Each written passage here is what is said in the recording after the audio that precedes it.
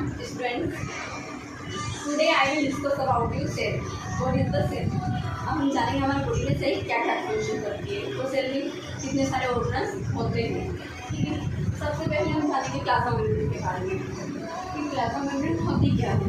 Plasma membrane जो है उसमें वो बाहरी इन्वायरमेंट और इंटरनल इन्वायरमेंट दोनों को सेपरेट करने का काम करती है।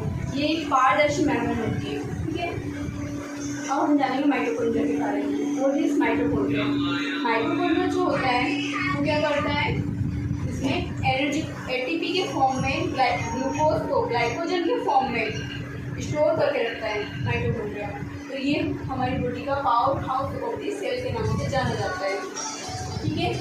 जब फिर हम फास्टिंग करते हैं या हम भूखे रहते हैं ज़्यादा देर तक, तो ये क्या करता है, हमारी सेल्स तक एनर्जी को प्रोवाइड करवाता है, ठीक है। ग्लूकोज को हमारी बॉडी तक पहुंचाता है, हमारे सेल तक पहुंचाता है, जिससे हमको अच्छे से वर्क करने के लिए एनर्जी मिलती है प्रॉपर।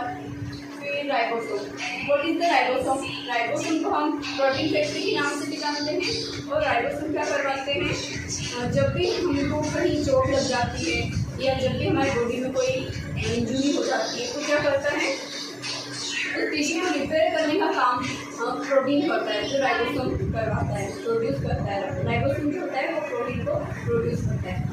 फिर एंडोप्लाज्मिक रेटिकुलम। एंडोप्लाज्मिक रेटिकुलम क्या होता है, ये बाइंड करता है, ये जहाँ पे होता है वहाँ पे राइबोसोम आकर बाइंड हो जाते हैं।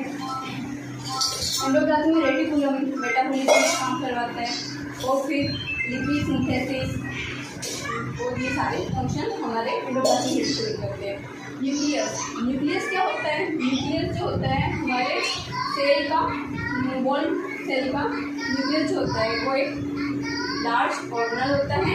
ये हमारे पूरी बॉडी को रेगुलेट करवाता है, अच्छे से सारे वर्क अच्छे से रेगुलेट करवाता है, पूरी ग्रोथ अच्छे से होती है। वो सारे फंक्शन जो कंट्रोलिंग पावर होता है वो हमारे न्यूक्लियस के पास होता है, ठीक है। Golgi apparatus. What is the Golgi apparatus? Golgi apparatus में हमारे लिपिड का सिंथेसिस होता है, हमारी बॉडी के जो जितने भी लिपिड सिंथेसिस का काम करवाना हो ये सब गोल्जी एपरेटस करवाएगा, ठीक है। वैक्यूल्स जो होता है, वैक्यूल्स के अंदर न्यूट्रिएंट्स स्टोर करने की पावर होती है।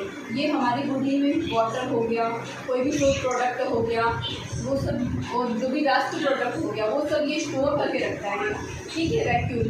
फिर उसके बाद हम जानेंगे सेंट्रोमियर के बारे में। सेंट्रोमियर जो होता है वो क्या करता है, डिवाइड करता है। क्रोमोसोम्स को डिवाइड करने का काम कौन करता है? सेंट्रोमियर करता है।